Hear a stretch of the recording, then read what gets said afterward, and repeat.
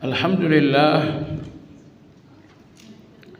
alladzi hadana lihada wa ma kunna linahtadiya laula an hadana Allah wa ashhadu anna Muhammadan abduhu wa rasuluhu la nabiyya ba'dah.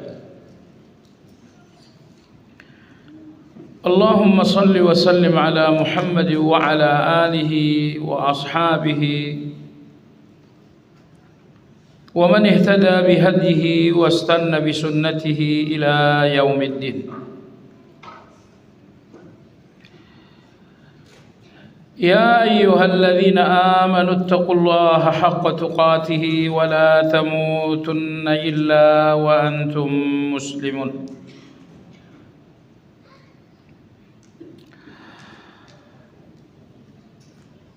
Kaum muslimin wal muslimat rahimakumullah.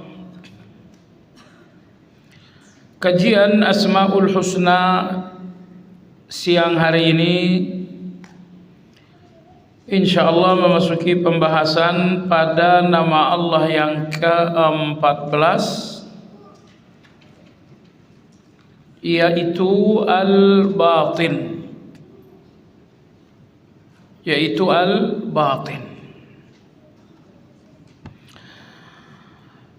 Al-Batin berarti yang maha dekat. Al-Batin berarti maha dekat. Al-Quranul Karim menyebutkan nama Al-Batin hanya satu kali saja, yaitu pada ayat yang ketiga dalam surat Al-Hadid. Pada ayat yang ketiga dalam surat Al-Hadid, Allah Subhanahu wa taala berfirman, "Huwal awwalu wal akhiru wal zahiru wal batinu wa huwa bikulli syai'in alim." Dialah Allah yang maha awal dan dia pula yang maha akhir. Dialah Allah Az-Zahir yang maha tinggi, wal batin, dan dia pula yang maha dekat. Maha tinggi, maha dekat. Imam Ibnu Qayyim rahimahullah, beliau mengatakan bahwa keempat nama ini, Al-Awwalu wal Akhiru, Al-Zahiru wal Batinu, keempat nama ini artinya Allah maha meliputi segala waktu dan segala tempat. Jadi Allah tidak terbatasi waktu, Allah pun tidak terbatasi tempat. Yang artinya Allah meliputi waktu dan meliputi tempat. Jamaah sekalian, kalau Anda dibatasi oleh waktu, pertama, waktu Anda lahir, anggap tahun 60, sebelumnya Anda nggak ada. Dan nanti kita semua akan berakhir. Setelah kita berakhir, kita pun tidak ada. Jadi adanya kita, hidupnya kita terbatasi waktu. Waktu sebelum dan waktu sesudah. Tetapi Allah tidak terbatasi dengan waktu sebelum, karena dia adalah Al-Awwal. Dan Allah pun tidak terbatasi dengan waktu sesudah, karena dia adalah Al-Akhir. Jadi kalau kita dibatasi oleh waktu sebelum, yaitu lahir, dan dibatasi dengan waktu sesudah, yaitu kematian. Sementara Allah Azza wa Jalla tiada terbatasi oleh waktu sebelum, karena dia adalah Al-Awwal, dan Allah pun tidak terbatasi dengan waktu sesudah, karena dia adalah Al-Akhir.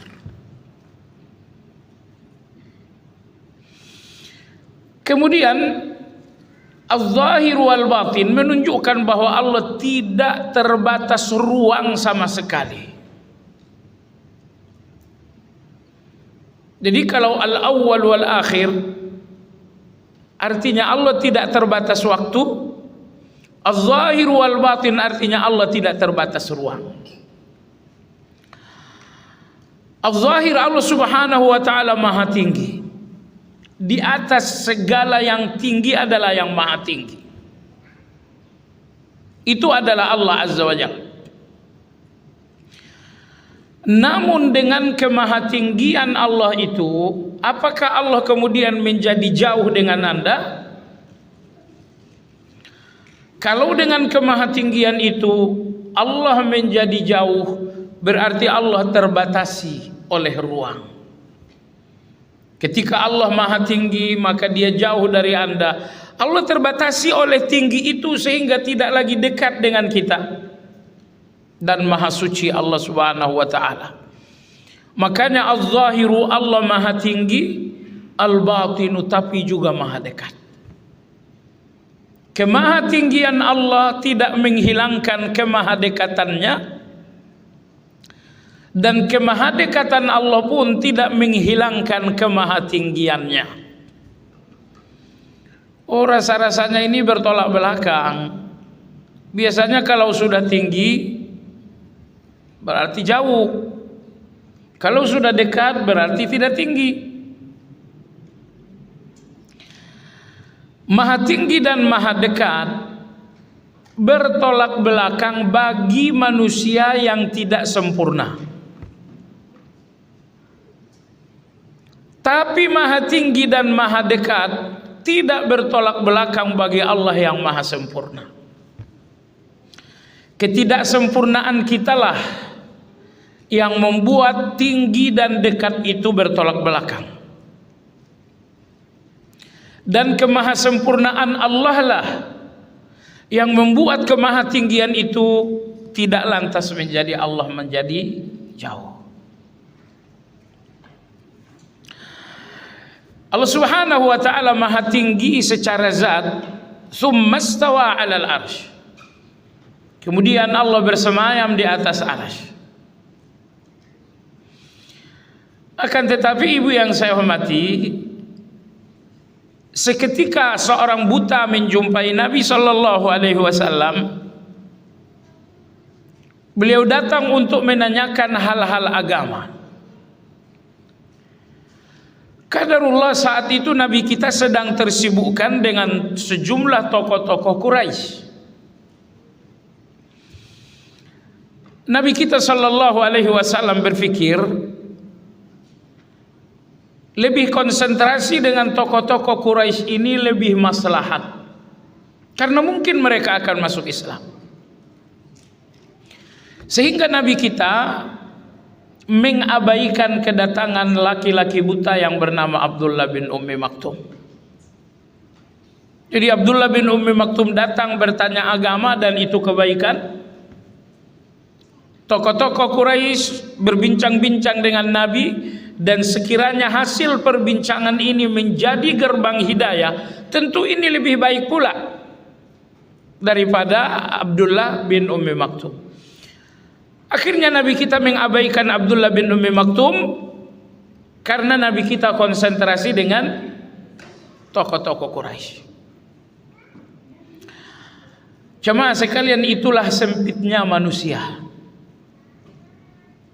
Ketika Anda konsentrasi dengan sesuatu, maka Anda harus mengabaikan yang lain.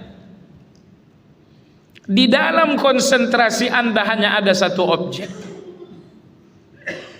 Maka ketika konsentrasi itu Anda berikan kepada satu objek, Anda pasti mengabaikan yang lain. Tidak mungkin ada manusia yang bisa konsentrasi untuk dua objek pada waktu yang bersamaan. Kenapa? Itulah manusia. Sementara Allah Azza wa Jalla Al-Wasi', Allah Subhanahu wa taala Maha luas. Maha luas pandangannya, maha luas pendengarannya.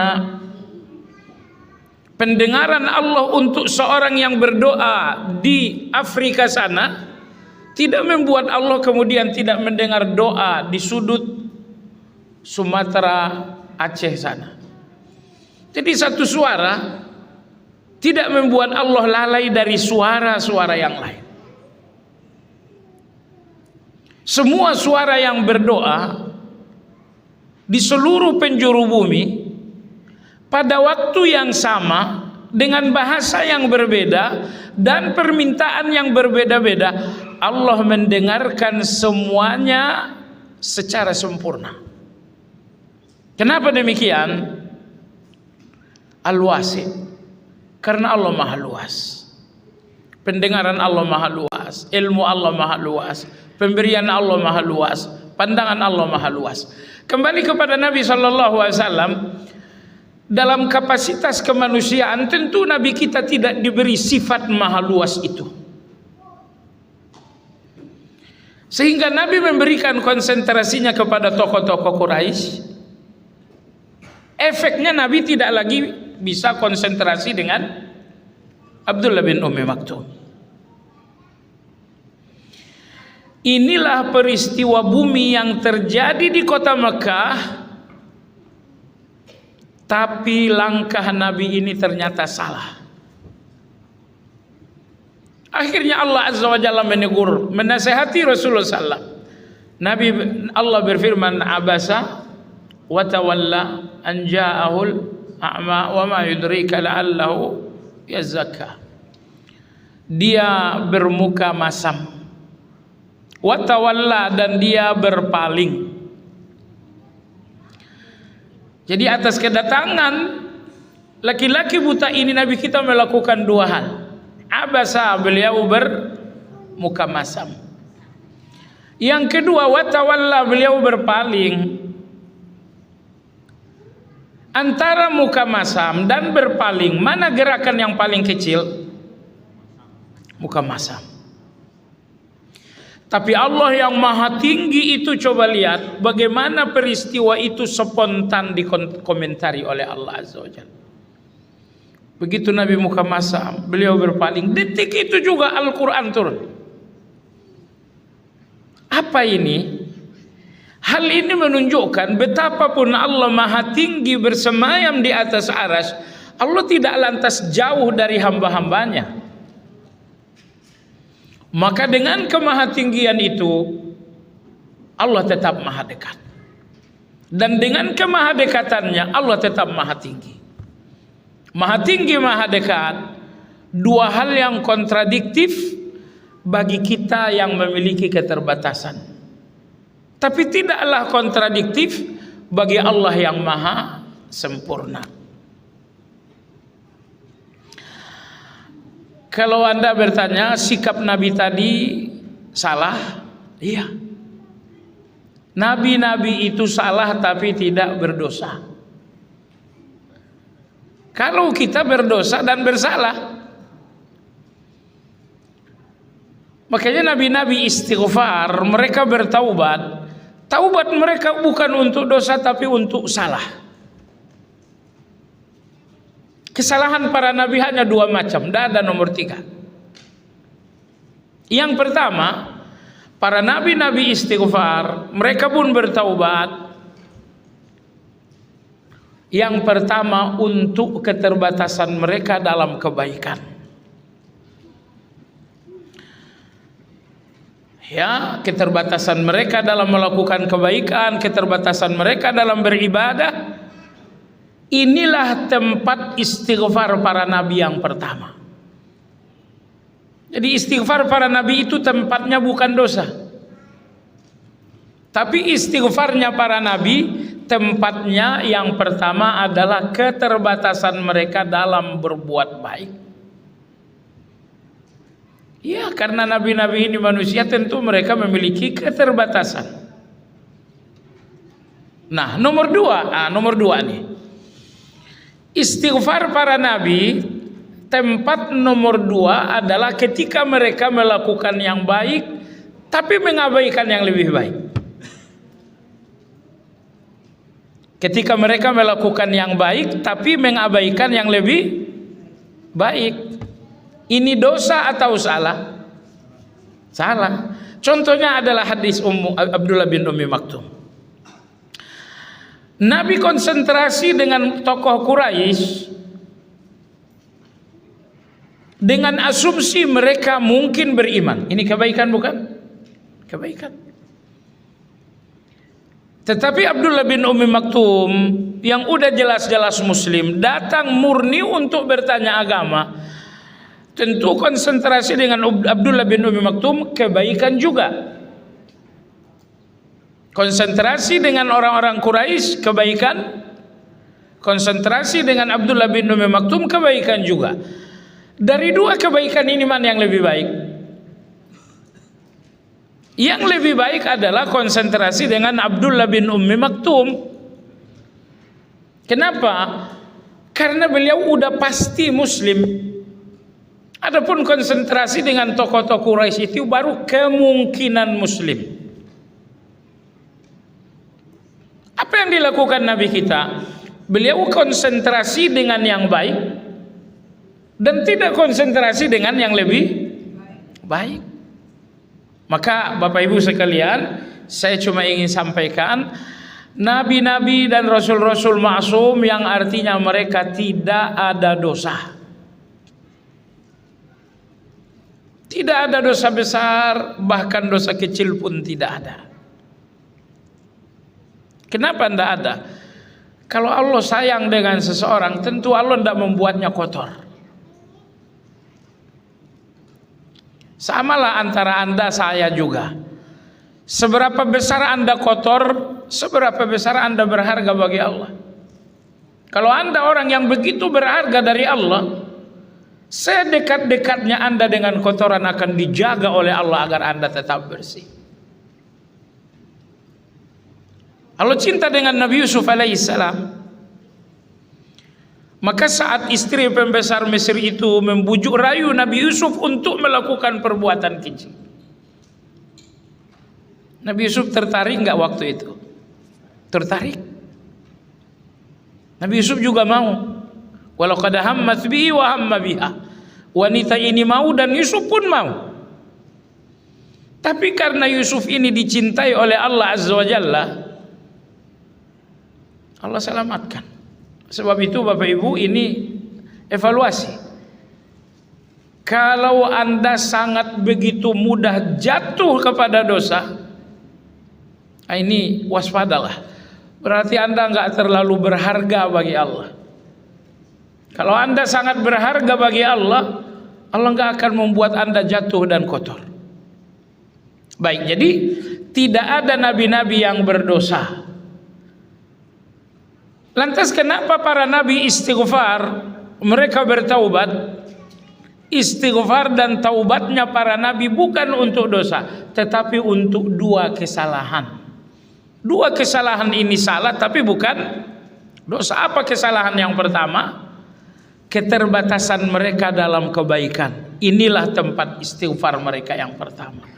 Nomor dua, kesalahan mereka nomor dua apa tadi? Kekeliruan mereka melakukan yang baik dengan meninggalkan yang lebih baik.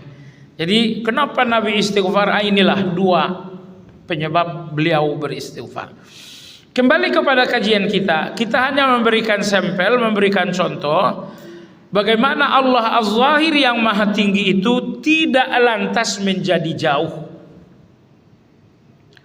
Inilah peristiwa di Mekah, Nabi kita bermuka masam, Nabi kita berpaling. Saat kekeliruan itu terjadi, saat itu juga ditegur oleh Allah Azza wa Jalla. Apa maksudnya? Dengan kemahatinggian itu Allah tidak lantas menjadi jauh. Baik. Jemaah sekalian yang saya hormati, penulis berkata, al-batinu laisa dunahu syai'. Allah al-batin artinya tidak ada sesuatu pun yang menjadi jarak Allah dengan makhluknya. Allahu Akbar. Betapa Allah sangat maha dekat, sehingga tidak ada jarak antara Allah dengan semua makhluknya. Bahkan ibu yang saya hormati, bahkan Allah itu pun gak ada jarak dengan fikiran Anda sama sekali. Misalnya dalam pikiran ini ada rindu untuk haji, Anda diam-diam saja, Anda tidak bicara dengan siapapun, hanya pikiran saja. Allah tahu isi pikiran itu, karena Allah maha dekat. Jangankan dengan fisik Anda, bahkan dengan hati dan pikiran Anda pun Allah tidak ada jarak. Kenapa? Karena Allah itu al-batin, maha dekat, laisa dunahu syai'. Tidak ada di bawah Allah sesuatu. Maksudnya tidak ada jarak antara Allah dengan semua ciptaannya. Allah dekat tetapi tidak bersentuhan. Allah maha tinggi namun tidak lantas menjadi jarak. Wa huwa dalilun ala ittila'ihi ala as-sara'iri wad-dhama'iri wal khafaya wa daqa'iqil asya'. Oleh karena Allah itu sangat dekat, tidak ada jarak sama sekali dengan fisik dan pikiran kita, itu berarti Allah maha tahu semua yang tersembunyi dalam pikiran, semua yang terbungkus di dalam hati. Tidak ada yang tersembunyi bagi Allah Azza wa Jalla. Saat ini ibu-ibu sekalian, dalam hati ini ada dengki dengan kekayaan orang lain. Saya memang tak tahu dengki Anda, tapi Allah melihat betul bahwa hati Anda tersimpan dengki atas kekayaan orang lain. Bahwa dalam hati Anda ada dendam, ada benci, ada permusuhan. Manusia mungkin gak melihat itu semuanya, tapi Allah yang maha dekat, sedekat tiada jarak sama sekali dengan hati dan pikiran, Allah melihat betapa mendidihnya permusuhan dan dendam itu dalam pikiran Anda. Nah, jadi nama Allah Al-Batin ini sebuah ancaman dan sebuah motivasi pada waktu yang bersamaan. Sebuah ancaman dalam arti, kalau dalam pikiran Anda ada keburukan, al-batin, Allah dekat, melihat dengan jelas keburukan-keburukan itu. Tapi kalau Anda telah memendam satu kebaikan, Anda ingin melakukan satu kebaikan, maka Allah al-batin pun begitu dekatnya dengan niat kebaikan Anda. Nah, jemaah sekalian yang saya hormati, yang memberanikan seseorang untuk satu kejahatan, bahwa dia jauh dari orang, terhalang dari orang, di titik itu manusia akan berani untuk satu kejahatan. Tidak ada orang berbuat jahat sebelum menjauh dari manusia. Kalau tidak bisa menjauh, mereka biasanya akan mengurung diri di satu tempat tertutup untuk satu kejahatan. Tetapi jamaah sekalian yang saya hormati, Allah al-batin yang maha dekat, tiada jarak sama sekali, Allah hadir dimanapun Anda berada. Allah hadir dengan kemahadekatannya dimanapun Anda berada. Di dalam kamar yang gelap, di dalam ruangan yang sangat jauh dari jangkauan manusia. Jemaah sekalian, Anda hanya bisa jauh dari manusia, dan Anda nggak bisa jauh dari Allah.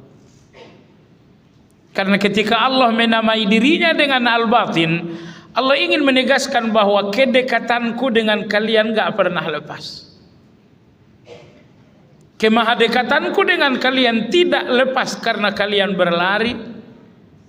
Kemahadekatanku dengan kalian tidak lepas hanya karena kalian ada dalam sebuah ruangan. Jadi aku maha dekat dengan kalian, dengan kemahadekatan gak pernah tanggal sama sekali. Jamaah sekalian, kama yadullu ala kamali qurbihi wa dunuwihi. Maka nama al-batin menunjukkan betapa sempurna kedekatan Allah dengan manusia. Allah sempurna, kedekatan Allah sempurna dengan manusia. Baik, berikutnya adalah wal batinu al alimu bi kulli syai wal 'arifu bi bawatinil umur wa zawahiriha. Tafsir al-batin yang kedua. Tadi tafsir al-batin yang pertama, Allah Maha dekat. Sedekat tiada jarak. Kemudian tafsir al-batin yang kedua adalah al-'arifu bi bawatinil umur. Allah al-batin artinya Allah Maha mengetahui batin segala perkara. Allah Maha mengetahui rahasia segala perkara. Baik. Ini orang-orang munafik, mereka melakukan salat. Kita hanya bisa menilai dengan mata telanjang. Dia salat, rukuknya bagus, sujudnya pun lama. Tetapi Allah al-batin Maha mengetahui batin orang ini. Ternyata dia melakukan semuanya adalah karena riya. Alladzina hum yura'un. Munafik itu adalah orang-orang yang riya. Jadi Allah al-batin artinya Allah Maha mengetahui batin segala-galanya.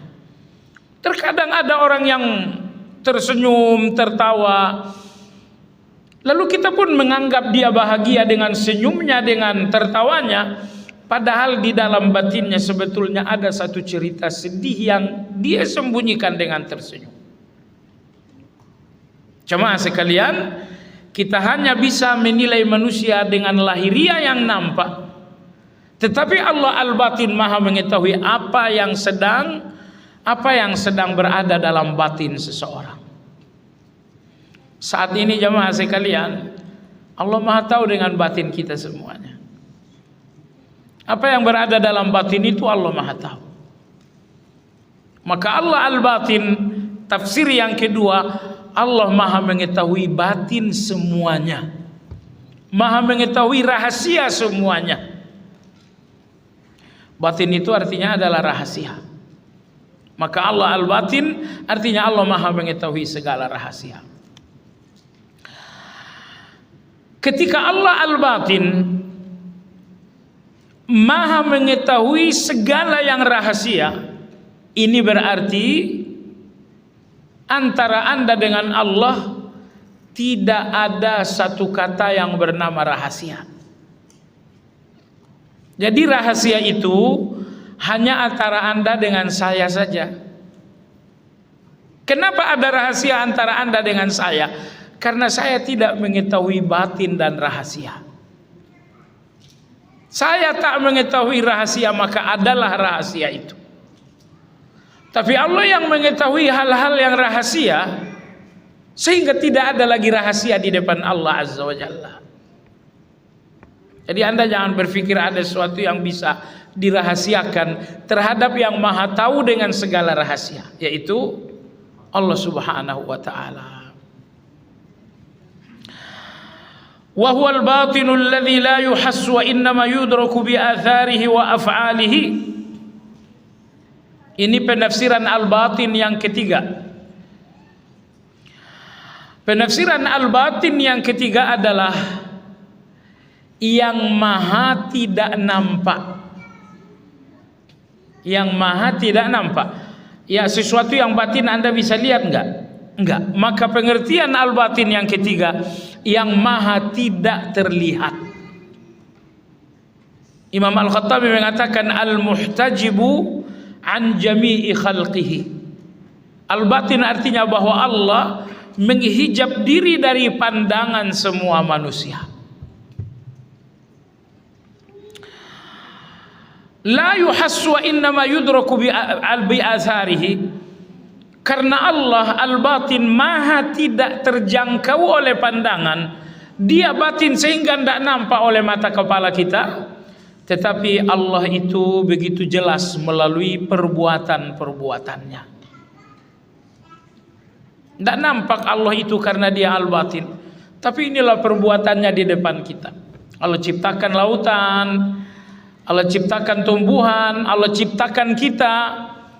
Semua ciptaan-ciptaan Allah ini adalah perbuatan Allah.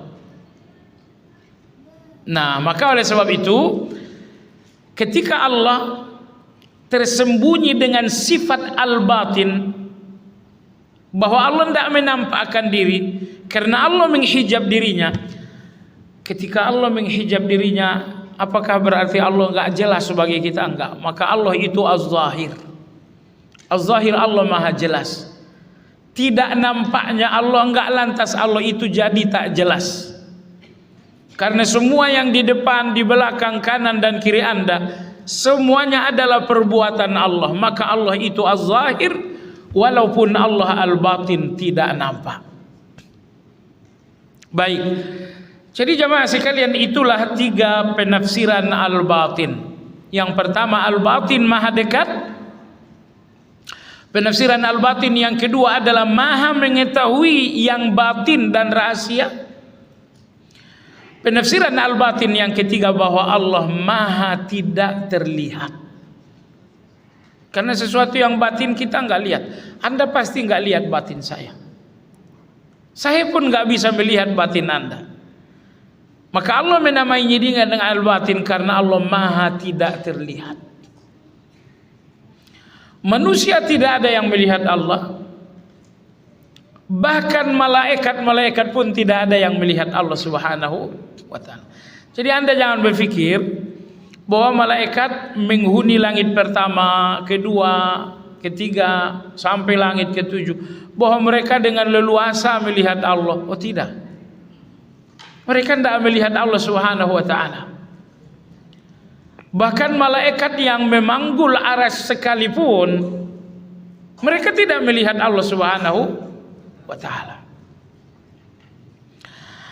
Baik jemaah sekalian, itulah 3 penafsiran al-batin. Maha dekat, maha mengetahui yang batin dan rahasia, dan yang ketiga adalah maha tidak terlihat karena dia maha batin, jadi tidak terlihat.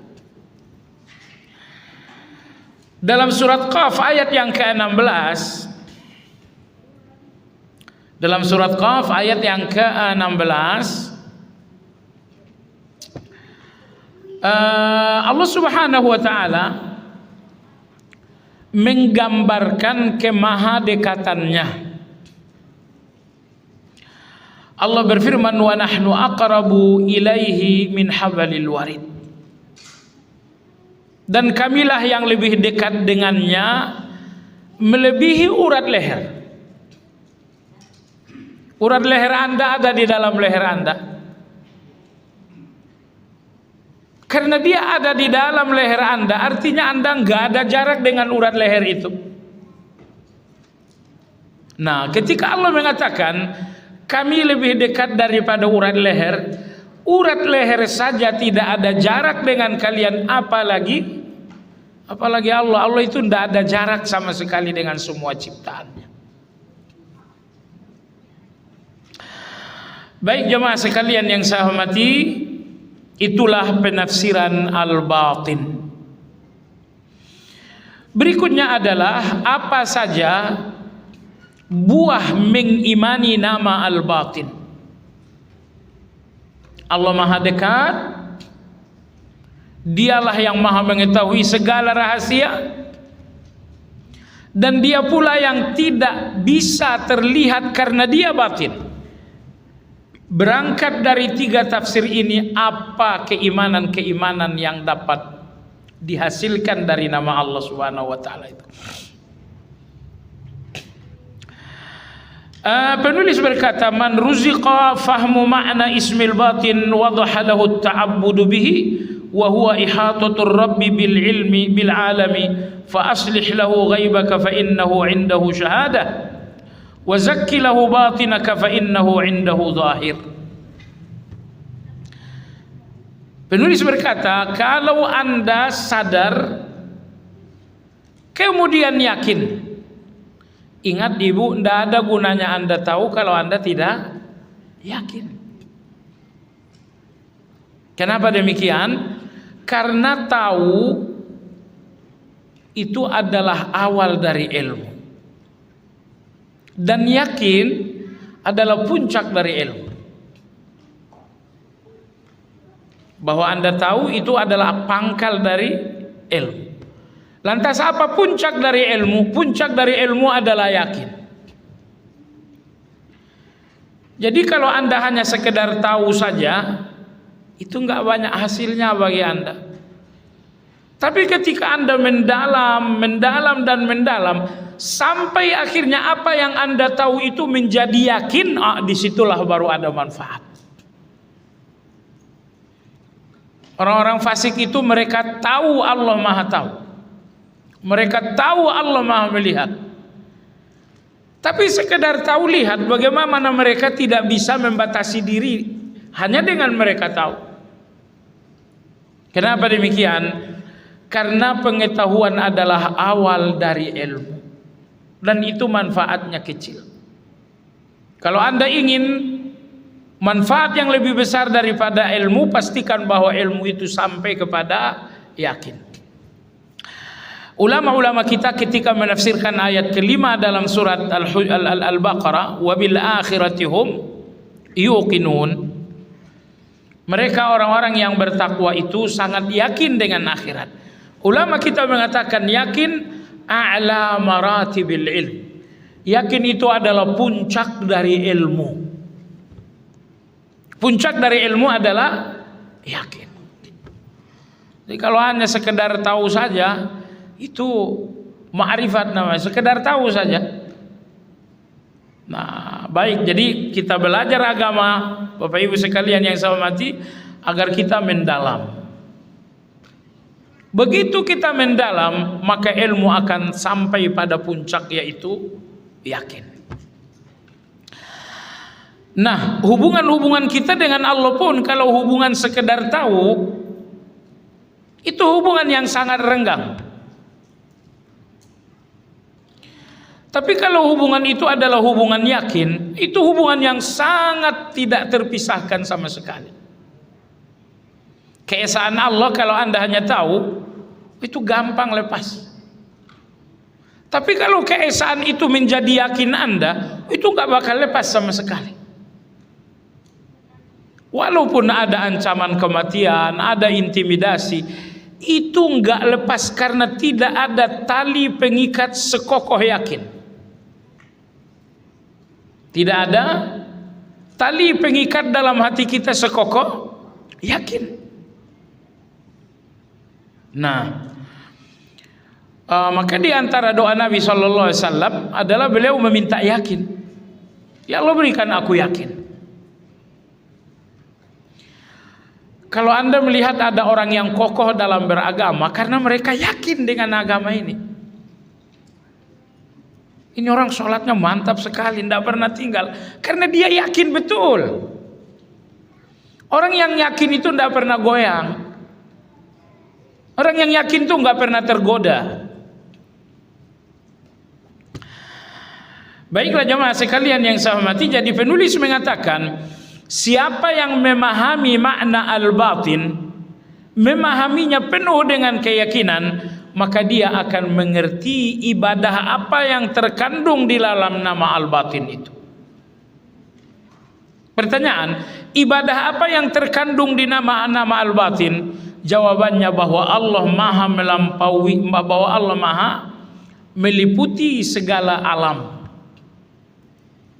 Allah meliputi, Allah tidak terbatas dengan segala alam.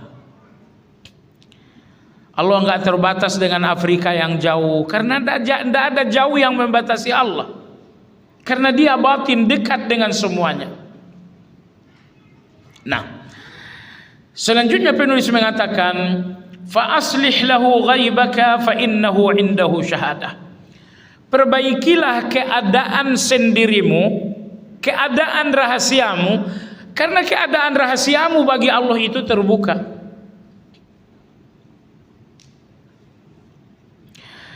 Kemudian wazakki lahu batinaka, bersihkan batinmu, karena batinmu bagi Allah adalah zahir. Ini bagian terakhir ini ucapan Imam Ibnu Qayyim. Bersihkan kesendirianmu, karena kesendirianmu dekat dengan Allah. Bersihkan hati batinmu, karena batinmu nampak bagi Allah Subhanahu wa taala. Jemaah sekalian, orang-orang dalam berbuat baik ada dua tingkatan. Yang pertama, ada yang menjalankan kebaikan dengan prinsip al-adl, adil. Nomor dua, ada orang yang melakukan kebaikan dengan prinsip ihsan. Allah berfirman, innallaha ya'muru bil adli wal ihsan. Allah memerintahkan agar kita adil, bahkan agar kita ihsan. Jadi Allah berikan Anda dua pilihan dalam melakukan kebaikan. Jalankan kebaikan dengan prinsip adil, atau jalankan kebaikan dengan prinsip ihsan. Kebaikan dalam prinsip adil, Anda baik di depan pandangan orang, tapi kebaikan itu pun tidak berkurang tanpa pandangan orang. Ini namanya adil. Di depan orang lain Anda baik, tanpa orang lain pun Anda baik. Ini namanya adil. Lebih tinggi daripada adil adalah ihsan. Anda baik di depan orang, tapi kalau Anda sendiri justru Anda lebih baik lagi. Ini namanya ihsan. Kalau di masjid sholatnya tidak banyak-banyak sekali, standar sekali sholatnya di masjid. Tapi kalau sudah sampai di rumah, Masya Allah, sholat duhanya, masalah sholat malamnya, di masjid baca Qurannya biasa aja, tapi sampai di rumah, Masya Allah, bacaan Qurannya luar biasa. Jadi kalau kesendirian Anda lebih baik daripada saat Anda terbuka, ini namanya ihsan. Tapi kalau kesendirian Anda sama saja dengan saat Anda terbuka, ini dinamakan dengan adil. Adil sama. Sama, iya. Terbuka, tertutup sama. Di depan orang atau dalam kesendirian sama, itu namanya adil. Jadi Bapak Ibu, hanya inilah dua jalan dalam kebaikan. Jalankan kebaikan itu dengan prinsip adil, dan berjuanglah untuk bisa menjalankan kebaikan dengan prinsip ihsan. Tapi jangan pernah terjadi nomor 3. Karena nomor 3 ini orang munafik. Apa itu? Mereka sangat baik di depan orang, tetapi begitu sendiri baiknya hilang. Atau baiknya menjadi turun. Di depan orang, Masya Allah, depan orang nih gitu ya, di depan orang bagus sekali, menarik sekali, indah sekali. Kalau di depan orang kayaknya taat banget, takwa banget. Tapi begitu udah sampai di kamar sendirian, dibukalah handphone, ternyata semua maksiat itu datang tanpa terhalangi dengan apapun. Ya Allah, tadi di masjid betapa kamu baik sekali. Ini hanya di kamar tidak ada orang, ternyata baikmu hilang. Lalu hadirlah kejahatan-kejahatan yang bisa hadir. Baik di depan orang, tapi buruk tanpa orang. Ini namanya munafik. Makanya sekali lagi, berjuanglah menjalankan kebaikan dengan prinsip adil. Bahkan berjuanglah untuk menjalankan kebaikan dengan prinsip ihsan. Dalam surat An-Nahl Allah berfirman, innallaha ya'muru bil adli wal ihsan. Sesungguhnya Allah memerintahkan adil dan ihsan. Jadi adil dan ihsan, makanya tadi penulis mengutip ucapan Ibnu Qayyim, perbaikilah batinmu karena batinmu bagi Allah itu terbuka. Perbaikilah kesendirianmu karena kesendirianmu itu bagi Allah bukan rahasia. Nah, jemaah sekalian, orang-orang saleh zaman dahulu, mereka tidak melakukan kesalehan itu untuk pandangan manusia, tapi untuk pandangan Allah. Makanya di depan orang mereka baik, tanpa orang pun mereka baik.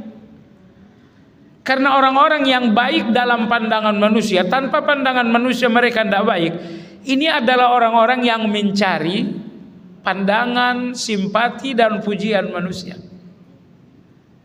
Jadi kalaulah ketaatan ini adalah cara untuk membangun kehormatan dalam pandangan manusia, wajar ketika sampai dalam kesendirian Anda tiba-tiba menjadi seorang yang pengkhianat kepada Allah Azza wa Jalla. Baik. Bapak Ibu, orang beriman, manusia meninggalkan dosa sebabnya cuma 3. Enggak ada sebab yang keempat. Manusia meninggalkan dosa sebabnya hanya 3. Anda meninggalkan dosa sebabnya cuma 3. Tidak ada sebab keempat. Sebab yang pertama, seseorang meninggalkan dosa, tidak berani dengan dosa. Apa yang membuat Anda nggak berani? Sebab yang pertama dan yang paling rendah adalah rasa takut. Jadi rasa takut itu membuat Anda nggak berani. Anda nggak berani makan riba karena takut keluarga berantakan. Anda nggak berani zalim karena takut nanti saya diinjak-injak orang. Anda nggak berani makan haram, nanti rumah saya bisa terbakar. Jadi ini nomor 1. Seseorang menghindari dosa, meninggalkan dosa disebabkan karena rasa takut. Semakin besar rasa takut, semakin banyak kejahatan yang bisa dihindari. Tapi semakin lemah rasa takut, semakin ada atau semakin banyak kejahatan yang bisa dilakukan. Penyebab kedua, seseorang meninggalkan dosa. Al-haya'u minallah. Rasa malu kepada Allah Azza wa Jalla. Ini hubungannya dengan kesendirian. Dalam kesendirian Anda, kendala terbesar melakukan satu dosa adalah rasa malu kepada Allah Azza wa Jalla. Kamu kenapa tidak berani dengarkan lagu poco-poco, lagu dangdut, lagu? Kenapa tidak berani mendengar? Saya malu dengan Allah Azza wa Jalla. Sebelum saya dengar Allah akan, apa yang saya dengar Allah mendengar. Jadi saya malu. Kita malu kepada Allah melakukan dosa karena semua dosa Anda tidak terjadi tanpa kebaikan Allah. Coba lakukan satu dosa tanpa nikmat dari Allah, tanpa kebaikan Allah, terjadi enggak? Oh, enggak terjadi. Ternyata untuk berdosa Anda butuh kebaikan Allah Azza wa Jalla. Disinilah rasa malu itu. Anda mau gibah, oke. Kalau Anda mau gibah, kan Anda butuh lidah yang bicara. Yang memberikan Anda kemampuan bicara siapa? Allah. Ternyata tanpa kebaikan dan nikmat Allah ini Anda nggak bisa melakukan dosa. Nah, kita mau mendengar nyanyi-nyanyian misalnya. Untuk mendengar nyanyian, Anda butuh telinga yang mendengar, dan itu Allah yang ngasih. Anda butuh alat, dan alat itu pun Allah yang ngasih. Cobalah dengar yang buruk, tapi jangan menggunakan apa yang Allah kasih. Bisa nggak? Ternyata nggak bisa. Cuman kita nggak tahu, malu aja gitu ya. Dengan kebaikan Allah kita lawan Allah. Jadi ibu bapak begini, anak Anda berikan handphone, Anda yang ngasih kan, oke. Tapi anak ini tidak pernah bisa ditelepon. Kamu saya kasih handphone supaya bisa ditelepon, ini malah nggak bisa ditelepon sama sekali. Kesal nggak? Jadi seorang anak yang melawan Anda, menggunakan pemberian Anda, kesalnya luar biasa. Nah, kita pun dalam dosa-dosa, semua dosa kita menggunakan pemberian Allah. Ini orang saya penjarakan, tanda tangan saya masih laku. Oh ya, kamu pejabat? Ya iya. Segampang itu memenjarakan orang. Emangnya jabatanmu itu siapa yang ngasih? Allah.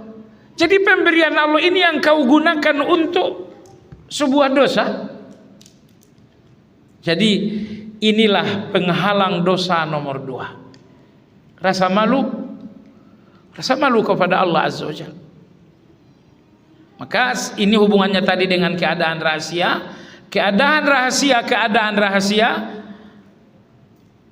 keadaan rahasia dengan rasa malu tidak akan terkotori dengan dosa. Tapi kalau di dalam situasi rahasia Anda pun hilang malu, saat itulah keadaan rahasia ini penuh dengan dosa-dosa. Jadi dosa tidak pernah hadir dalam keadaan rahasia kecuali Anda mengundangnya dengan membuang rasa malu kepada Allah. Penyebab ketiga seseorang meninggalkan dosa. Penyebab ketiga adalah al-hub, yaitu cinta kepada Allah Azza wa Jalla. Cinta kepada Allah Azza wa Jalla. Ibu yang saya hormati, cinta itu setia. Cinta yang jujur, di dalamnya nggak ada pengkhianatan sama sekali. Kalau cinta Anda kepada Allah benar-benar jujur, berarti di dalam cinta itu hanya ada setia dan tidak ada pengkhianatan. Nah, kalau kemudian Anda mengatakan cinta tetapi dengan dosa yang sangat banyak, ini cinta terisi dengan banyak pengkhianatan. Ini bukan cinta, ini permainan. A'udzubillah min dzalik. Baiklah jemaah sekalian yang saya hormati. Jadi coba Anda bayangkan jemaah sekalian, tiga ini kan semuanya ibadah. Rasa takut kepada Allah adalah ibadah. Rasa malu kepada Allah adalah ibadah. Cinta kepada Allah adalah ibadah. Lalu kita nanti akan berbeda-beda. Si fulan ini meninggalkan dosa karena takut kepada Allah. Tapi datang orang yang sangat istimewa. Saya meninggalkan dosa karena saya takut, karena saya malu, karena saya cinta. Orang yang meninggalkan dosa dengan tiga alasan ini, dia meninggalkan dosa dengan tiga kebaikan. Tapi kalau yang pertama, meninggalkan dosa karena takut, dia meninggalkan dosa hanya dengan satu kebaikan. Nah, jemaah sekalian, mari kita terus belajar. Hati ini kita bangun hati kita dengan ilmu, dengan kebenaran, sehingga jemaah sekalian kita meninggalkan dosa bukan hanya dengan rasa takut. Karena kalau rasa takut itu alasan Anda meninggalkan dosa, itu sangat rendah sekali. Kenapa rendah? Karena hakikatnya Anda takut kebahagiaan Anda terganggu, kan itu aja. Kamu kenapa nggak berani makan riba? Oh, nanti kekayaan saya hancur bagaimana? Oh, ternyata takut. Tapi takut ini, sebab takut Anda adalah karena takut harta benda Anda hancur.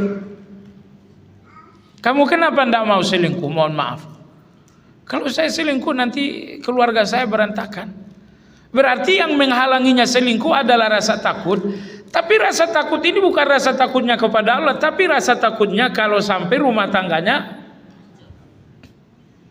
Nah, jadi usahakanlah meninggalkan semua kejahatan dengan tiga kebaikan ini. Tinggalkan kejahatan karena Anda takut kepada Allah. Tinggalkan kejahatan karena malu kepada Allah Azza wa Jalla. Nomor tiga, tinggalkan kejahatan karena memang Anda cinta dengan Allah Azza wa Jalla. Orang yang cinta itu enggak pernah hianat.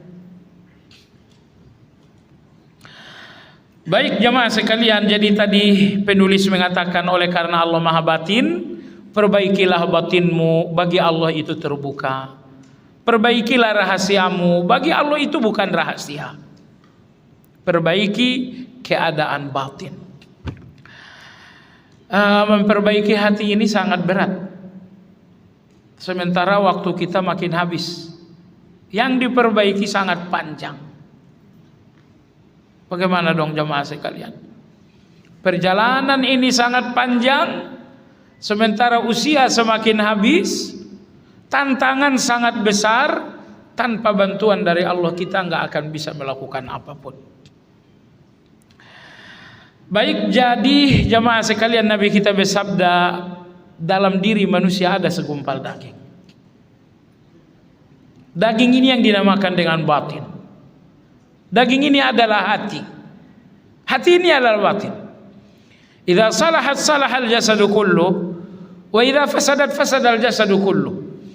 Kalau batin ini baik, akan baiklah seluruh tubuh. Tapi kalau batin ini rusak, akan rusaklah seluruh tubuh. Batin yang lurus, pandangan akan lurus, bicara akan lurus, pendengaran akan lurus, sikap dan perbuatan akan lurus. Lurusnya lahiriah Anda berpangkal dari lurusnya batin. Begitu juga sebaliknya, batin yang rusak akan mengeluarkan kerusakan itu dalam pandangan, akan mengeluarkan kerusakan dalam pendengaran, akan mengeluarkan kerusakan dalam ucapan, akan keluar kerusakan dalam perilaku. Jadi semua kerusakan lahiriah berawal dari rusaknya batiniah. Makanya tadi dikatakan perbaiki batin. Luruskan rahasia Anda, yaitu batin Anda. Jadi jamaah sekalian, memperbaiki batin ini pekerjaan yang sangat agung. Dan batin ini tidak akan baik sebelum batin ini menjalankan ibadah-ibadah batin, ibadah-ibadah hati. Subhanallah, ibu-ibu sekalian, semua anggota tubuh kita memiliki ibadah-ibadah khusus. Mata ini ada ibadah khususnya. Lidah ini ada ibadah khususnya. Telinga ini ada ibadah khususnya. Perut ini pun ada ibadah khususnya. Kaki dalam langkah-langkahnya pun ada ibadah khusus. Mohon maaf, bahkan organ reproduksi kita pun ada ibadah khususnya. Jadi semua anggota tubuh kita memiliki ibadahnya sendiri-sendiri. Pertanyaannya jemaah sekalian, di manakah inti dari semua ibadah itu? Inti dari semua ibadah itu adalah ibadahnya hati. Ibadahnya hati. Nah, jadi kalau tadi kita bicara perbaiki hati, jawabannya berikan semua hati apa yang menjadi ibadah-ibadah hati, maka hati itu akan baik. Karena yang memperbaiki hati ini adalah ibadah-ibadah hati. Hati yang rusak karena hati ini tidak beribadah. Adapun hati ini menjalankan ibadah, hati ini akan baik. Apa saja ibadah-ibadah hati? Jawabannya rasa takut kepada Allah adalah ibadah hati.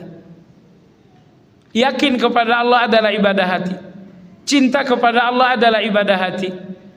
Ar-raja, berharap kepada Allah adalah ibadah hati. Tawakal kepada Allah adalah ibadah hati. Rindu kepada Allah adalah ibadah hati. Ibnu Qayyim dalam Madarijus Salikin, beliau menulis 100 ibadah hati. Nah, kalau hati ini diberikan ibadahnya sebanyak mungkin, maka hati ini akan baik. Tapi kalau hati ini dipisahkan dari ibadah, maka hati ini akan rusak. Jadi kalau Anda bertanya, bagaimana saya memperbaiki hati? Jawabannya, berikan hati Anda apa yang menjadi ibadah khususnya. Sebab kalau hati Anda berikan ibadah-ibadah khusus hati, hati ini akan menjadi baik. Ibadah itu adalah gizi. Ibadah itu adalah kehidupan. Hati yang mendapatkan ibadah adalah hati yang hidup. Tapi hati yang tidak menjalankan ibadah, ini adalah hati yang sakit atau bahkan mati. Baik, jadi memperbaiki hati tiada lain dengan cara memaksimalkan ibadah-ibadah hati. Mudah-mudahan suatu saat nanti kita ada kesempatan, mungkin selepas Asmaul Husna barangkali, kita bicara tentang apa saja ibadah-ibadah hati. Jumlahnya ada 100. Kalau Asmaul Husna ini 99, itu ada 100 dalam catatan Ibnu Qayyim rahimahullah. Baik jamaah sekalian, ibadah yang kedua hubungannya dengan nama Allah Al-Batin. Oleh karena Allah Maha Batin, Maha mengetahui segala batin, maka ibadah yang kedua, la yadkhulur riya'u qalba 'abdin ya'lamu anna batinahu munkashifun lil batini azza wajalla. Ini ibadah yang kedua. Kalau Anda sadar bahwa Allah Maha mengetahui batin Anda, berarti dalam batin Anda tidak ada riya. Tidak ada riya. Bersihkan batin ini dari riya. Karena Allah Maha mengetahui batin tersebut. Ibu yang saya hormati, kalau lahiriah ini kita hias untuk pandangan manusia. Kita memakai baju dengan warna yang bagus. Kita memakai baju dengan motif yang bagus. Kita hias lahiriah kita untuk pandangan manusia. Lalu untuk pandangan Allah, apa yang mesti Anda hias? Jawabannya, hias hati Anda untuk pandangan Allah. Karena fisik Anda nggak ada arti bagi Allah Azza wa Jalla. Satu-satunya yang berarti bagi Allah adalah hati Anda. Maka setiap detik yang selalu Allah lihat, Allah melihat hati Anda setiap detik. Maka Nabi SAW bersabda, Inna Allah la yanzuru ila ajsadikum wala ila suwarikum walakinna Allah yanzuru ila ma fi qulubikum. Allah enggak melihat tubuh kalian memakai baju seperti apa. Allah pun enggak melihat wajah kalian, tetapi Allah melihat hati kalian. Allah melihat hati kita semua. Nah, saat ini Allah melihat hati kita, apa yang Allah lihat di dalam? Saat ini Allah melihat hati kita, apakah Allah melihat di dalam ada permusuhan? Apakah Allah melihat dalam hati kita ada dengki dengan milik dan jabatan orang lain? Apakah Allah melihat bahwa dalam hati ini ada syahwat terhadap lawan jenis secara haram? Apakah Allah melihat dalam hati ini ada serakah terhadap harta benda?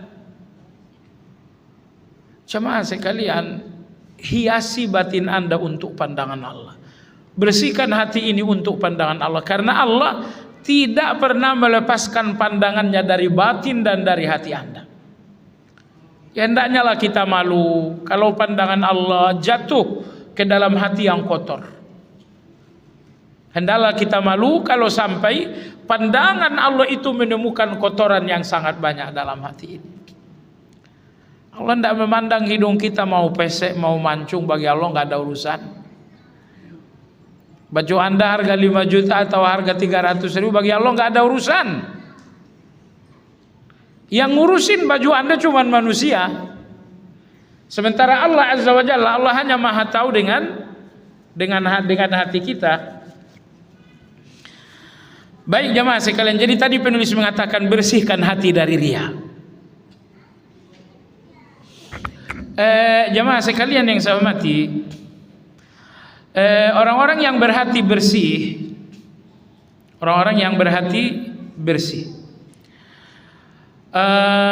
dinamakan berhati bersih karena 5 hal. Karena lima hal. Jadi tidak dinamakan seseorang berhati bersih tanpa 5 hal ini. Yang pertama, taqwallah fis sirri wal alan. Selalu takwa kepada Allah dalam keadaan rahasia ataupun dalam keadaan terbuka.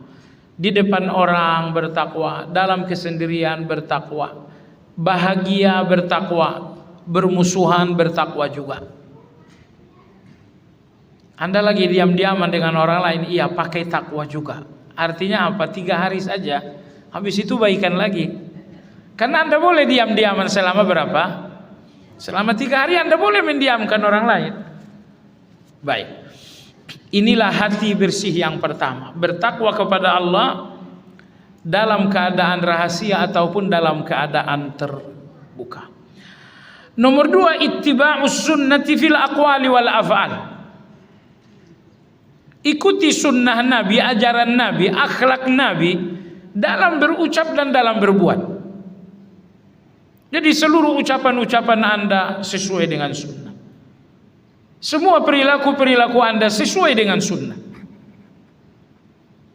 Ibu yang saya hormati, kalau ucapan Anda sesuai dengan sunnah, berarti dalam ucapan Anda tidak ada hawa nafsu. Kalau perbuatan-perbuatan Anda sesuai dengan sunnah, berarti perbuatan-perbuatan Anda tidak terisi dengan hawa nafsu. Maka orang yang berhati bersih, nomor 2, bahwa ucapan mereka sesuai dengan sunnah, perbuatan mereka sesuai dengan sunnah. Anda keluar rumah misalnya langsung loncat kendaraan, itu nggak sesuai sunnah. Kenapa langsung loncat? Ini di sini ada hawa nafsu. Tapi Anda keluar rumah pertama, assalamualaikum, kemudian naik kendaraan dengan doa, subhanalladzi sakhkhara lana hadza, kemudian baca doa keluar rumah, bismillah tawakkaltu 'ala Allah sampai akhir. Ini artinya perbuatan Anda sesuai sunnah. Tapi coba kalau perbuatan Anda nggak sesuai sunnah, keluarnya cuman pakai hai, naik kendaraan nggak ada doa, keluar rumah nggak ada doa, ini perbuatan tidak sesuai dengan sunnah, maka terisi dengan hawa nafsu. Nah, adapun orang-orang yang berhati bersih, semua perbuatan mereka sesuai sunnah. Saatnya mau makan, laparnya luar biasa, lapar, makanan kesukaan di depan mata, mereka tetap mengendalikan diri dengan sunnah. Saya makan harus dengan tangan kanan, saya makan harus dengan mengucapkan basmalah, saya makan tidak boleh berlebihan, makan harus diatur, jangan bertepatan dengan waktu sholat. Iya kan? Nah, dengan demikian cara makan seperti ini sesuai dengan sunnah, berarti di dalam cara makan ini nggak ada hawa nafsu, nggak ada hawa nafsu. Baik, Anda mau tidur, pertama Anda berwudu, kemudian Anda miring menghadap kiblat, Anda bacakan zikir A, B, C dan selanjutnya. Zikir ini sesuai dengan sunnah, di sini tidak ada hawa nafsu. Tapi kalau tidak ada sunnahnya, ini murni bakal hawa nafsu. Tidur nggak ada wudu, nggak ada zikir, bahkan membelakangi kiblat, ini tidur hawa nafsu ini. Orang-orang yang bersih itu tidak mau kotor dengan hawa nafsu. Orang-orang yang berhati bersih itu ucapan dan perilaku mereka semuanya sesuai dengan sunnah Nabi SAW. Ini nomor 2. Orang yang berhati bersih ikut sunnah dalam berucap dan dalam berbuat. Nomor 3, jamaah sekalian, orang-orang yang berhati bersih, al-i'radu 'anil khalqi fil iqbali wal idbar, mengabaikan manusia saat berbuat ataupun saat tidak berbuat. Ini nomor 3. Ya, abaikan manusia saat melakukan atau saat meninggalkan. Anda akan melakukan salat, abaikan manusia. Saat Anda meninggalkan dosa, abaikan manusia. Orang-orang yang melakukan salat karena pandangan manusia, tanpa manusia mereka mungkin gak akan salat. Orang-orang yang meninggalkan dosa karena pandangan manusia, tanpa manusia mereka akan melakukan dosa. Itu bahayanya kalau maju mundurnya Anda adalah manusia. Maju Anda karena manusia melihat, mundur Anda karena tidak ada manusia yang melihat, Anda nggak stabil. Ini kebaikan Anda lakukan, ada manusia yang melihat. Ini dosa Anda tinggalkan karena ada manusia yang melihat. Jauhkan pandangan manusia saat Anda melakukan apapun atau saat Anda meninggalkan apapun. Jadi jangan melakukan apapun untuk manusia dan jangan meninggalkan apapun untuk manusia. Lakukan semuanya karena Allah. Ini aku lakukan untuk Allah dan ini aku tinggalkan untuk Allah. Ini hati bersih yang ketiga. Hati bersih yang keempat, jamaah sekalian, ar-ridha 'anillahi ta'ala fil qalili wal katsir. Selalu ridha dengan yang sedikit atau dengan yang banyak. Selalu ridho dengan yang sedikit atau dengan yang banyak. Hari ini Allah kasih sedikit dalam perdagangan. Dapat berapa kamu hari ini? 50.000 doang. Gaji karyawan aja nggak nutup. Allah kasih sedikit, iya. Tapi lain kali Allah Subhanahu wa taala berapa hari ini? Hari ini 50 juta. Jemaah sekalian yang saya hormati, Allah kasih kadang-kadang sedikit, Allah kasih kadang-kadang banyak karena Allah ingin menguji ridho. Kalau Allah selalu ngasih banyak, ridho itu mungkin gampang sekali. Tapi sesekali Allah kasih sedikit, ini ridho masih muncul gak kalau Allah cuma ngasih 50.000? Jadi ingat, Allah nggak sedang menguji atau menyakiti Anda dengan pemasukan yang sedikit. Allah hanya sekedar menguji ridho Anda. Jemaah sekalian yang saya hormati, Allah itu tidak pernah tidak ngasih. Allah itu selalu memberi. Kadang-kadang Allah memberi keinginan Anda, tapi kadang-kadang Allah memberi keinginannya Allah. Tapi pernahkah Allah tidak ngasih? Tidak pernah. Allah selalu memberi. Terkadang Allah memberi keinginan Anda, lalu terkadang Allah memberikan keinginan Allah. Contoh, ya Allah kasihkan aku uang 50 juta. Allah kasih 50 juta. Itu namanya Allah memberi keinginan Anda. Tapi Anda minta, ya Allah kasihlah uang 50 juta. Ternyata nggak dapat uang sama sekali. Itulah yang Allah berikan. Berarti yang Allah berikan di sini apa? Keinginannya Allah yang Allah kasih. Saya mau nanya Bapak Ibu sekalian, mana yang lebih baik? Keinginan Anda untuk Anda atau keinginan Allah untuk Anda?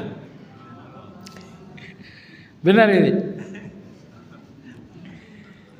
Manakah yang lebih baik, keinginan Anda untuk Anda atau keinginan Allah untuk Anda? Keinginan Allah untuk kita jelas lebih baik, karena keinginan Allah itu nggak ada salahnya. Adapun keinginan kita untuk kita, keinginan kita itu percayalah banyak hawa nafsunya. Kenapa sih ingin jabatan tinggi? Kan hawa nafsu tujuannya. Kenapa sih ingin pemasukan sehari 5 miliar? Kan hawa nafsu juga. Jadi karena keinginan-keinginan kita ini lebih dikendalikan hawa nafsu, percayalah, keinginan-keinginan Anda banyak yang keliru. Maka kalau Allah berikan keinginannya, lebih baik daripada Allah berikan keinginan kita. Makanya ulama-ulama kita mengatakan, saat Allah nggak memberi keinginanmu, justru Allah sedang memberikan keinginannya. Dan keinginan Allah untuk kita lebih baik daripada keinginan kita untuk, ya Allah berikan aku sehat, tapi Allah berikan sakit. Oh, ternyata Allah nggak kasih keinginanku, tapi Allah kasih keinginannya langsung. Itu lebih baik. Jadi kembali kepada pembicaraan kita, orang yang berhati bersih, ciri yang keempat adalah orang yang selalu ridho. Allah kasih sedikit ridho, apalagi Allah kasih banyak, mereka ridho lagi. Allah kasih sehat, mereka ridho. Allah kasih sakit sekalipun mereka ridho. Allah kasih anak yang saleh, mereka ridho. Allah kasih anak yang gak saleh sekalipun mereka ridho. Ya Allah, apa yang membuat mereka ridho? Yang mereka membuat mereka ridho bahwa ini pilihan Allah untuk saya, makanya saya ridho. Kenapa kamu ridho dengan sakit? Bukannya sakit itu sakit. Ya jelaslah sakit itu sakit. Tapi saya ridho karena Allah pilihkan sakit ini untuk saya jalani. Ini bukan pilihan saya, ini pilihan Allah. Karena ini pilihan Allah, maka saya ridho. Dan saya ingin katakan kepada ibu sekalian, orang yang ridho itu sakit enggak? Oh enggak. Kalau Anda merasa sakit dengan satu keadaan, itu karena Anda enggak ridho. Sakit itu namanya juga sakit, tentu sakit. Tapi yang membuat sakit itu sakit karena Anda enggak ridho. Kalau Anda, subhanallah, sebagian orang, masya Allah, sebagian orang kurang kerjaan namanya. Tubuhnya sehat, tapi pekerjaannya cari-cari sakit. Ini kenapa kepala saya pusing? Ini jangan-jangan hubungannya dengan jantung. Ini jangan-jangan hubungannya dengan jangan-jangan kanker otak. Ya Allah, ngapain Anda nyari-nyari penyakit dalam tubuh Anda? Saya sakit kepala, berarti saya perlu tidur. Selesai urusan. Enggak usah, kepala saya sakit, bawa ke dokter, saya mau cek darah. Ya salam, la haula wala quwata illa billah. Kurang kerjaan. Cuma sekalian enggak usah. Aduh, kasihan dong dengan diri kita ini. Mestinya Anda sayang dengan diri, tapi justru nakut-nakutin diri sendiri. Jadi mulai dari hari sekarang jamaah sekalian, enggak usah cari-cari penyakit Anda. Insya Allah Anda sehat-sehat saja. Kalau Anda merasa enggak fit, ya sudah tidur saja. Gitu kan? Anda tidur lalu Anda berdoa kepada Allah Azza wa Jalla. Baik jamaah sekalian. Jadi orang yang berhati bersih nomor 3, nomor 4 tadi apa? Selalu ridho. Ridho dengan yang sedikit, ridho pula dengan yang banyak. Kemudian hati bersih yang kelima, ar-ruju'u ilallah fis sarra'i wad dharra. Selalu kembali kepada Allah dalam bahagia ataupun dalam susah, dalam lapang ataupun dalam sempit. Selalu kembali kepada Allah. Selalu kembali kepada Allah dalam susah ataupun dalam senang. Oke. Apa maksudnya selalu kembali kepada Allah dalam keadaan susah dan senang? Jemaah sekalian, dalam keadaan susah saya kembali kepada Allah. Ya Allah tolonglah, ya Allah bantulah, ya Allah. Karena ada orang begitu udah susah, mereka kembali kepada manusia, tolong dong, tolong. Bahkan ada yang lebih buruk, kembali kepada dukun. Oh enggak demikian. Orang-orang yang berhati bersih itu, sesusah apapun keadaan, mereka enggak akan bergeser dari pintu Allah.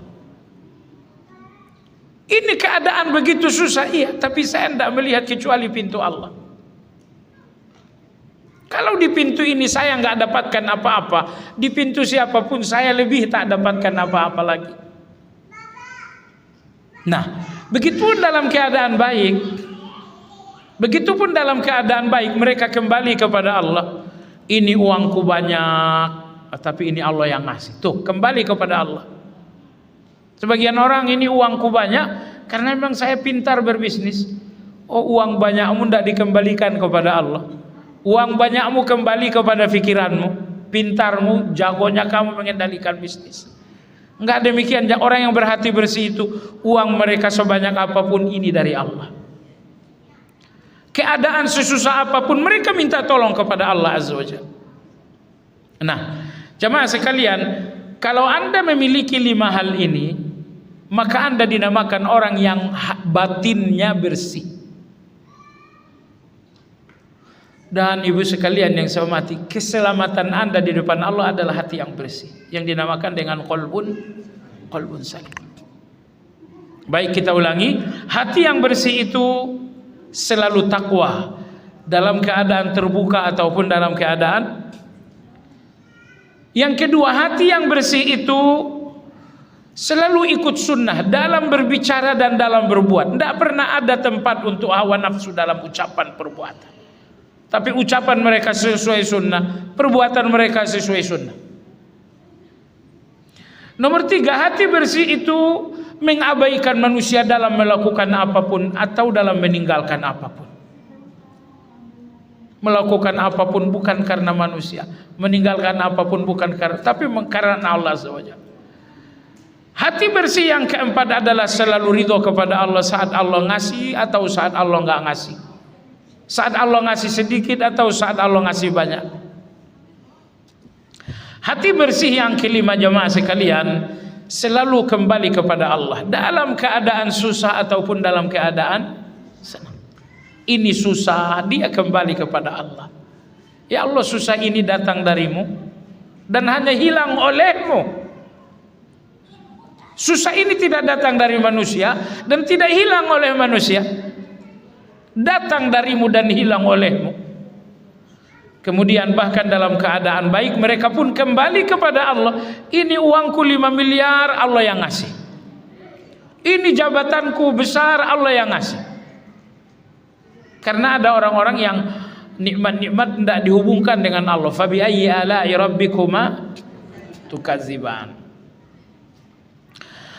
Baik jemaah sekalian yang saya hormati, itulah ibadah-ibadah penting berhubungan dengan nama Allah Al-Batin. Nah, menurut pembahasan Al-Batin, jemaah sekalian, penulis di sini mengatakan bahwa Nabi kita setiap kali akan tidur, bagaimana Nabi memasuki gerbang tidur? Nabi kita memasuki gerbang tidur itu dengan nama-nama Allah. Maka begitu beliau berbaring, beliau mengatakan astaghfirullah alladzi la ilaha illa huwal hayyul qayyum wa atubu ilaih. Setelah itu beliau tahlil la ilaha illallah wahdahu la syarikalah lahul mulku wa lahul hamdu wa huwa ala kulli syai'in qadir. Setelah itu beliau baca ayatul kursi. Setelah itu beliau baca 2 ayat terakhir surat. Kemudian beliau membaca Al-Kafirun 1 kali. Kemudian beliau membaca Qul yang 3 masing-masing 3 kali. Setelah itu Nabi membacakan doa yang ada Asmaul Husna al-awwal wal akhir.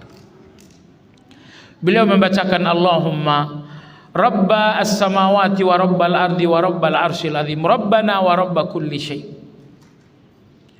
Faliqal habbi wan nawa Munzilat taurat wal injil wal furqan A'udzu bika min syarri kulli nafsin anta akhidhum binasiyatiha Allahumma antal awwalu falaysa qablaka syai' wa antal akhiru falaysa ba'daka syai' wa antal zahiru falaysa fawqaka syai' wa antal batinu falaysa dunaka syai' Allahumma qdi anni ad-dain wa aghnini minal faqr. Setelah itu Nabi lanjut lagi. Beliau mengatakan alhamdulillah alladzi kafani wa awani. Alhamdulillah alladzi at'amani wa saqani. Alhamdulillah alladzi manna alayya fa afdal walladzi a'tani fa azzal. Kemudian beliau lanjut lagi. Beliau mengatakan bismillah bismikallahumma ahya wa aman. Kemudian beliau lanjut lagi. Beliau mengatakan Allahumma inni a'udzubika min adzabika yauma tab'atsu ibadak. Lalu yang terakhir beliau bacakan Allahumma aslamtu nafsi ilaik wa wajjahtu wajhi ilaik wa fawwadtu amri ilaik sampai akhir. Baik. Jadi Nabi kita membuka gerbang tidur beliau dengan nama-nama Allah tadi. Hubungannya dengan kajian kita, salah satu zikir beliau menjelang tidur Allahumma rabbas samawati sab'i wal Allahumma rabbas samawati wa rabbal ardi rabbal arsyil azim rabbana wa rabb kulli syai' faliqal habbi wan nawa sampai akhir. Allahumma antal awwal. Ini doa jamaah sekalian. Anda lihat bagian akhirnya Allahumma qdi anni ad-dain wa aghnini minal faqr. Ya Allah, lunasi hutang-hutangku dan cukupi segala kebutuhanku. Ini doa panjang, tapi ujungnya adalah Anda cuma minta 2 hal. Lunasi hutangku, cukupi segala kebutuhanku. Karena lunas hutang kalau kebutuhan tidak cukup, ngutang lagi. Maka Anda minta dua-duanya. Nah, coba ibu bayangkan, lunasi hutangku. Ini hubungannya dengan nama Allah Al-Akhir. Cukupi kebutuhanku, ini hubungannya dengan nama Allah Al-Awwal. Ya Allah, Engkau yang maha awal, cukupi kebutuhanku. Engkau yang maha akhir, lunasi hutang-hutangku. Karena lunasnya hutang artinya hutang berakhir, bukan? Nah, oleh sebab itulah kalau kita ini sering kawan-kawan berdiskusi, macam mana modelnya ini hutang banyak sekali. Ya kalau lunas hutang pakai uang tentu bukan saya orangnya. Tapi kalau Anda pengen lunas hutang pakai zikir, ya insya Allah saya berikan zikirnya. Ini dia jemaah sekalian. Ini zikir ini Masya Allah membantu banyak sekali kawan-kawan kita yang terlilit hutang. Nah, Anda punya hutang nggak? Baca juga biar nggak punya hutang.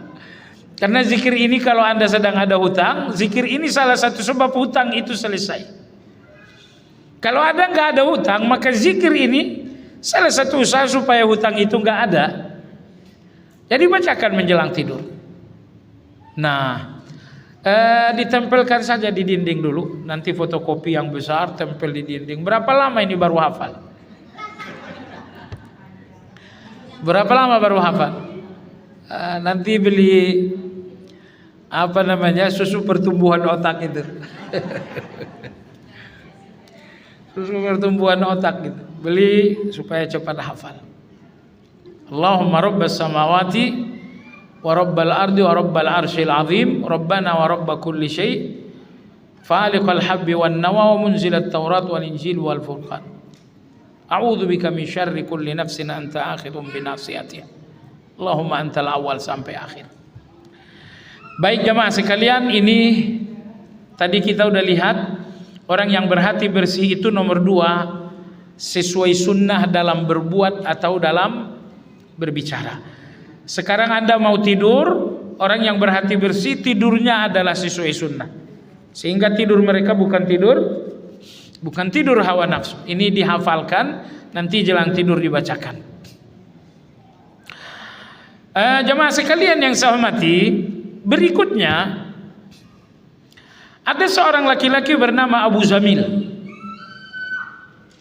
Abu Zamil ini berjumpa dengan Ibnu Abbas. Beliau mengatakan, wahai Ibnu Abbas, dalam hati ini ada pertanyaan-pertanyaan tentang Allah Subhanahu wa taala. Terus terang, saya lebih suka dibuang dari tempat yang tinggi sampai kepala pecah dan mati daripada saya harus ngomong apa isi hati saya tentang Allah. Ini ditanyakan kepada Ibnu Abbas, ditanyakan juga kepada Nabi SAW. Maksudnya apa? Jadi gini, ini kadang-kadang hati kita ini berpikir tentang Allah, mungkin Allah begini, mungkin Allah begini. Allah kayak gimana sih? Banyak dalam hati ini kecamuk pertanyaan-pertanyaan tentang Allah, tapi terus terang kita nggak berani ngomong. Itu ditanyakan kepada Nabi SAW. Ya Rasulullah, kadang-kadang pikiran ini berkecamuk, banyak bertanya tentang Allah. Allah itu bagaimana sih? Allah itu kayak apa? Mungkin Allah begini, mungkin Allah begini. Ya Rasulullah, dalam hati ini selalu ada kadang-kadang ada pertanyaan-pertanyaan tentang Allah. Terus terang ya Rasulullah, lebih baik mati daripada harus mengucapkan. Kata Nabi SAW, awajatum zalika? Apakah kamu merasakan hal yang demikian? Bahwa dalam hati kadang-kadang ada pertanyaan-pertanyaan tentang Allah. Saya udah sholat, tapi kok kenapa ujian ini belum selesai?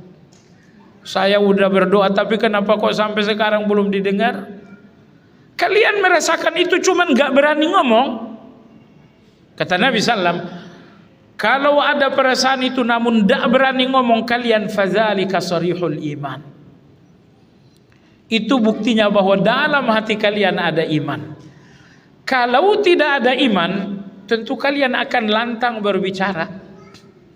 Saya udah doa kok gak didengar oleh Allah. Tetangga saya rajin betul sholat malam, puasa sunat, tapi kehidupannya kok melarat. Kita ingin bicara tapi kita tidak berani.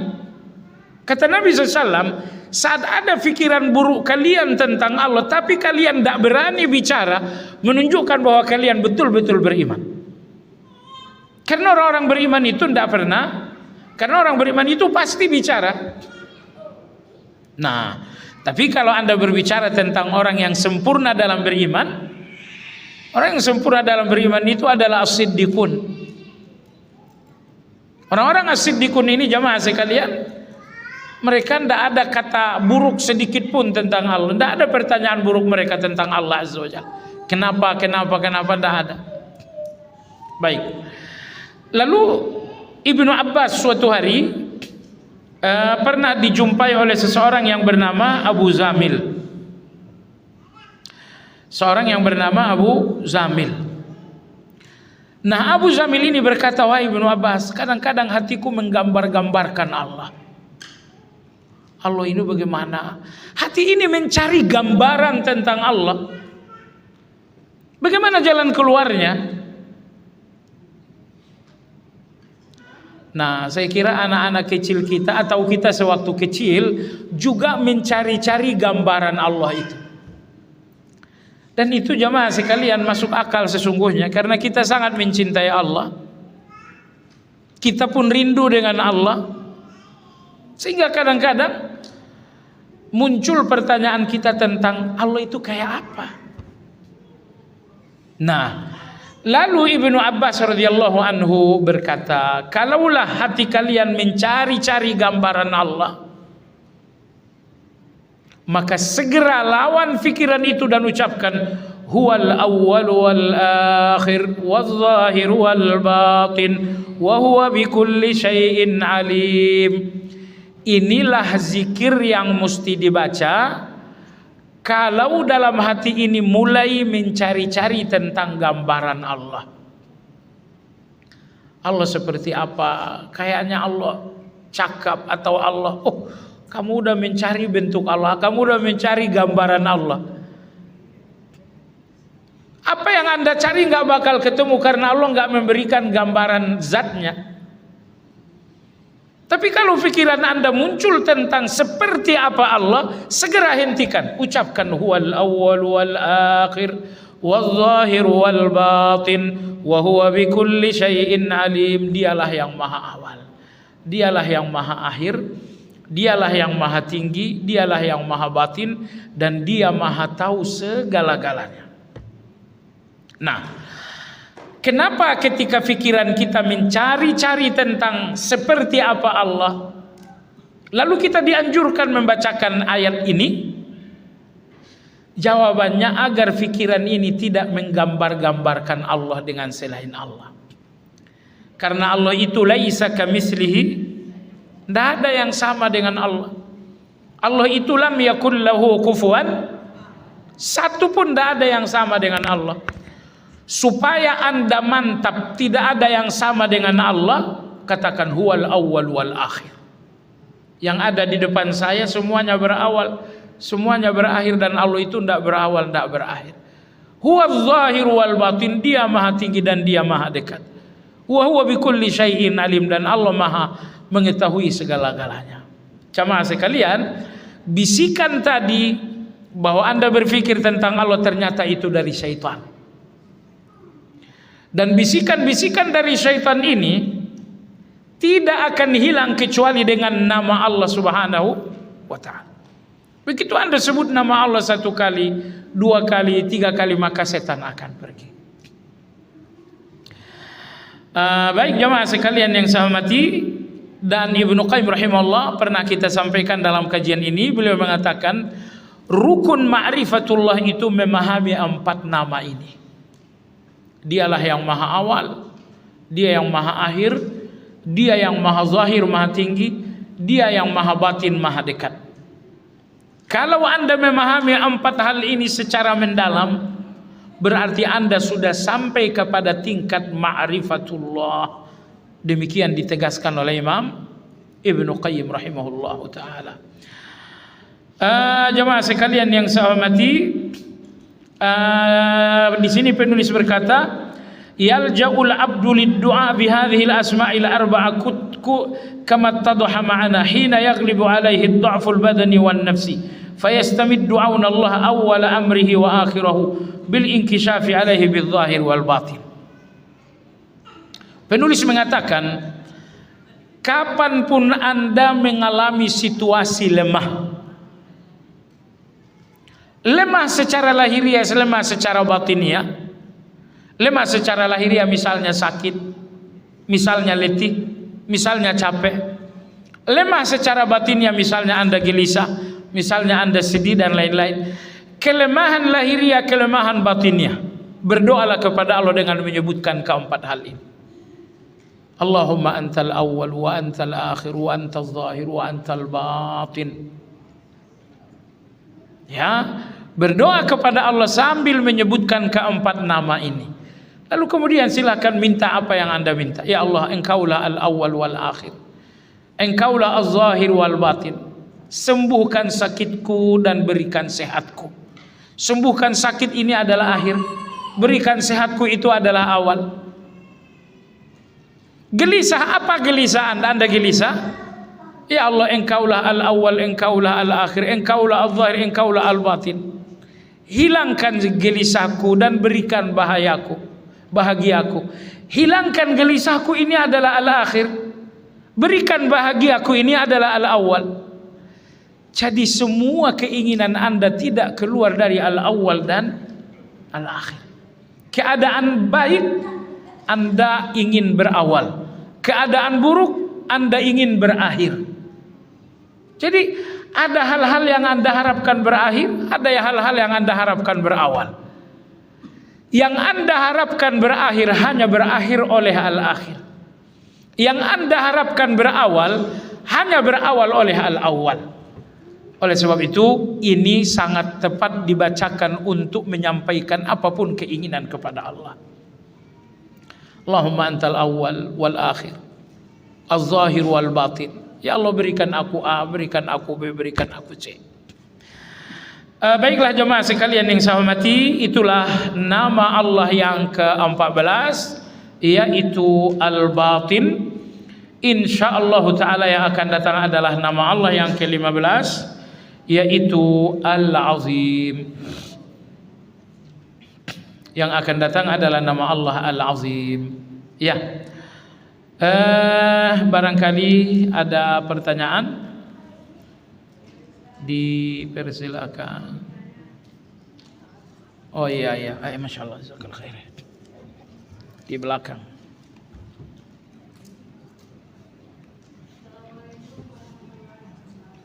Waalaikumsalam warahmatullahi wabarakatuh.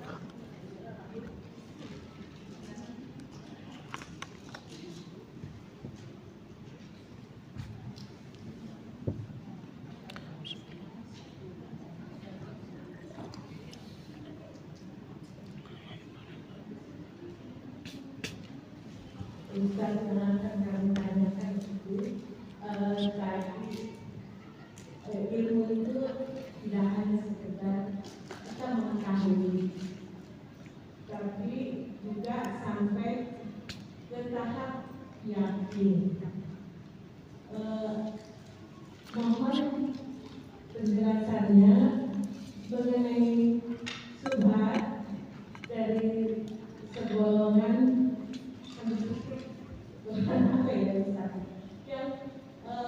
berupa usul hatta yakni yakin, dan yakin itu yang sudah diakan yakin jadi beribadahlah engkau sampai datang keyakinan. Dan mana mereka tidak usah beribadah lagi dalam Allah, tidak usah beribadah lagi karena sudah yakin, sudah merasa seperti selevel Allah. Bagaimana penjelasan Ustaz tentang subhat ini? Iya.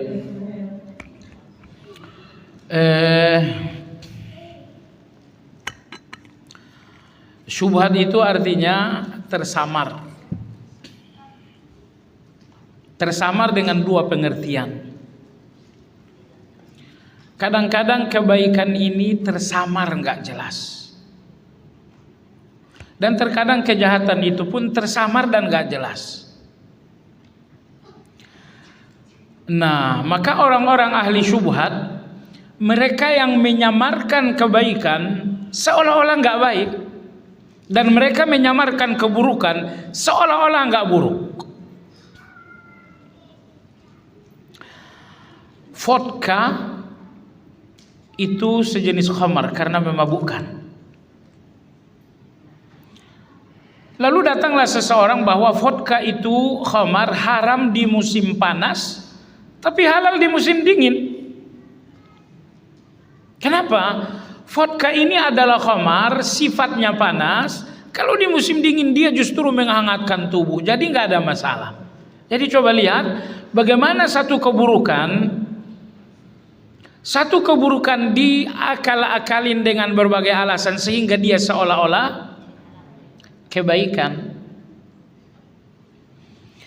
Lalu mereka mengatakan jilbab itu di Arab karena panas. Kalau di Indonesia tidak perlu pakai jilbab karena kita di sini adem gitu kan. Jadi dan selanjutnya. Jadi Yang baik disamarkan supaya seolah-olah buruk, dan yang buruk disamarkan sehingga seolah-olah baik. Ini yang dinamakan dengan syubhat. Kadang-kadang kebaikan itu disubuhatkan seolah-olah buruk, kadang-kadang buruk itu disubuhatkan seolah-olah baik. Jadi tadi ditanyakan, ada syubhat yang menyebutkan bahwa yakin itu adalah satu level ruhiyah di mana seseorang menjadi terlepas dari ibadah. Karena Allah berfirman dalam Al-Quran, wa'bud rabbaka hatta ya'tiyakal yaqin. Ibadahlah kepada Allah sampai kamu sampai kepada yakin. Kalau kalian sudah sampai pada yakin, kalian tidak perlu lagi ibadah. Ini datang dari segolongan ahli tasawuf. Dan di Indonesia belakangan ini ada aliran tasawuf yang baru. Aliran ini datang dari Aljazair, didirikan seorang yang bernama Muhammad Fauzi Al-Karkari. Nah, maka nama tarekatnya adalah tarekat Karkariyah. Lagi booming. Saya berumrah beberapa bulan lalu, ketemu dengan warga Aljazair, kita ngomong A, B, dan C, dan dia mengajak, ayolah kita ke Aljazair. Kami ada seorang guru dan ada sebuah tarekat namanya Karkariyah. Jadi saya diajak, saya tidak mau tentunya. Tapi saya lihat di media sosial beberapa orang Indonesia sengaja ke Aljazair untuk berbaiat dengan guru itu. Dan guru itu sudah datang ke Indonesia membaiat sejumlah orang. Jadi tarekat Karkariyah itu, mereka dalam menjalankan tarekat mereka wajib menggunakan baju bertambal-tambal. Ya, memiskinkan diri kan. Masalahnya Nabi kita kan nggak seperti itu. Jadi ini baju ini ditambal-tambal berwarna-warni dan nambalnya pun tidak rapih gitu. Nah, setelah mereka berpakaian tambal-tambalan begitu, biasanya zikirnya pun sambil rokos. Yang dimaksud dengan rokos adalah sambil menari. Mereka sambil menari, zikir sambil menari. Bukan Syiah, bukan Syiah, ahli tasawuf. Ketika ditanya kenapa kalian zikir seperti itu, kata mereka, kami zikir berdiri. Allah berfirman, alladzina yadhkurunallaha qiyaman wa qu'udan wa ala junubihim. Baiklah jemaah sekalian yang saya hormati. Jadi ibu yang saya hormati, dulu di awal tasawuf itu lempang, lurus. Tapi belakangan tasawuf ini dimasuki oleh orang-orang falsafah. Maka Imam Ibnu Taimiyah dalam kitab Iqtida' Shiratal Mustaqim, beliau membagi tasawuf itu dalam dua kategori. Pertama adalah tasawuf sunni, tasawuf yang sepenuhnya sesuai dengan sunnah. Seperti Imam Malik bin Dinar, Imam Junaid. Imam Junaid mengatakan tasawuf kami adalah mengikuti sunnah. Nah, tasawuf sunni ini tentu ini tasawuf yang lurus. Masalahnya sekarang nyaris nggak ada. Lalu muncul tasawuf yang kedua, yaitu tasawuf falsafi. Tasawuf yang telah dikendalikan dengan falsafah, tidak lagi dikendalikan dengan sunnah. Inilah yang banyak sekarang. Salah satunya adalah yang tadi saya katakan Karkariyah. Jadi maka ibu penanya, dari bagi tasawuf yang ekstrim, saya tidak katakan tasawuf, tapi bagi ahli tasawuf yang ekstrim, ibadah ini latihan menuju satu tujuan. Anda sholat itu bukan tujuan, latihan saja. Anda baca Quran itu bukan tujuan, itu latihan. Bahasa mereka namanya riyadhah, latihan. Saya zikir, oh itu latihan saja, riyadhah. Apa yang menjadi tujuan?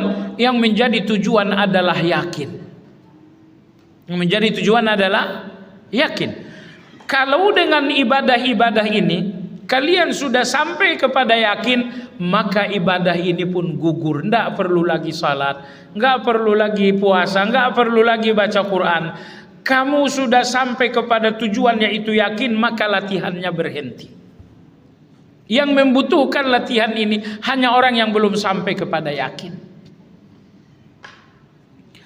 Penafsiran ini salah.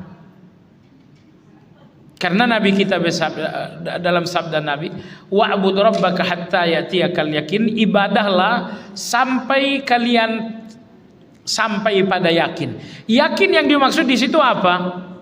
Kematian. Sehingga makna ayat beribadahlah sampai kalian tiba kematian, bukan sampai kepada keyakinan, tapi sampai kepada kematian. Kenapa kematian itu dinamakan yakin? Karena tidak ada orang yang ragu tentang kematian. Tidak ada orang yang ragu adanya kematian, maka Allah menyebutkan kematian itu dengan yakin. Jadi dengan demikian penafsiran tersebut betul-betul keliru.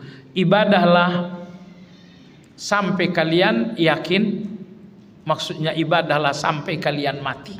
Itu yang betul.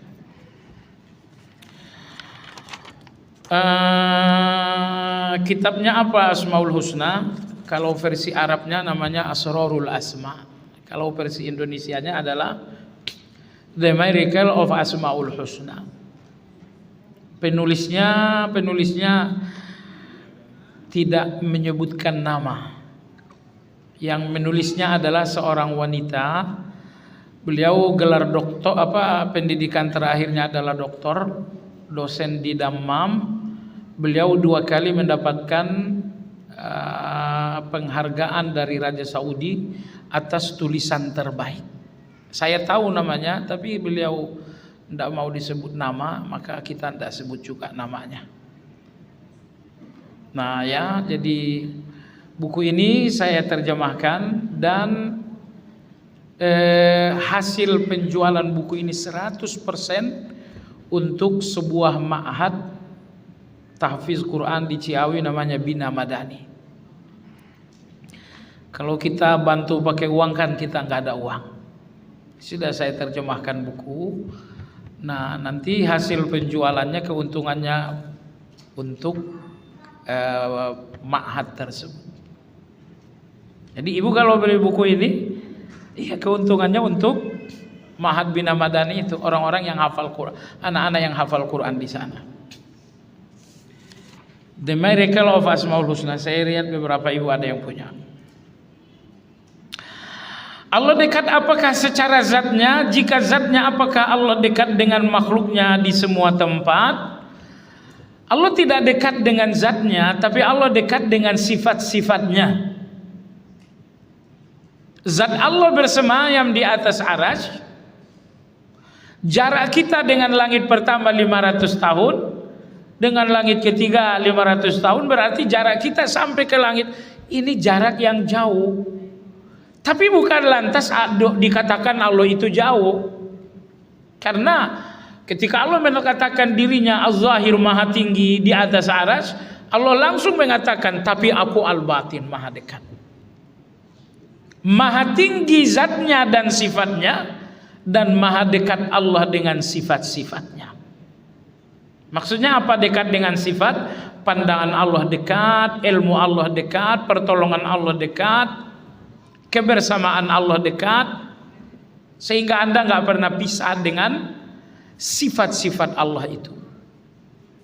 Nah, adapun kedekatan zat, walau ada yang mengatakan demikian di kalangan ulama, ini dibantah juga oleh sebagian ulama.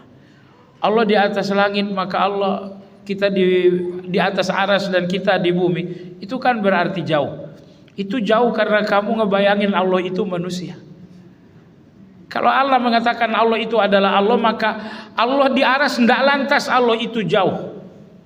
Kata mereka seperti itu. Tapi ala kulli hal, mayoritas ulama mengatakan maha dekatnya Allah dengan manusia adalah kemahadekatan sifat, bukan kemahadekatan zat. Izin bertanya, apa hukumnya membaca Ya Latif 500 atau 1000 kali zikir untuk mendapatkan jodoh? Afwan, kebetulan ana ada ta'aruf dengan ikhwan, kemudian sekufu semanhaj. Apakah zikir dengan mematok ya? Jadi boleh aja ya meminta dengan nama Allah, tapi jangan dibatasi 500 1000. Kalau bisa lebih 1000 lebihin aja. Kalau nggak bisa 500 ya kenapa memaksakan diri?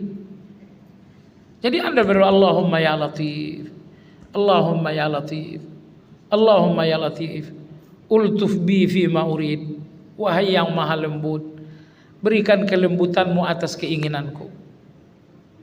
Bagus, bagus. Tapi yang nggak benar tadi adalah membatasi jumlahnya. Karena untuk membatasi kita butuh dalil untuk membatasi. 500 itu harus dibatasi dengan dalil 500. 1000 itu harus dalil yang membatasi itu. Nah, kalau tidak ada dalil yang membatasi, jangan batasi. Sebutkan saja Allahumma ya Latif, Allahumma ya Latif. Dan yang lebih baik sambung dengan keinginan Anda. Allahumma ya Latif, ultuf bi fi ma urid. Wahai yang maha lembut, berikan kelembutanmu dalam keinginanku.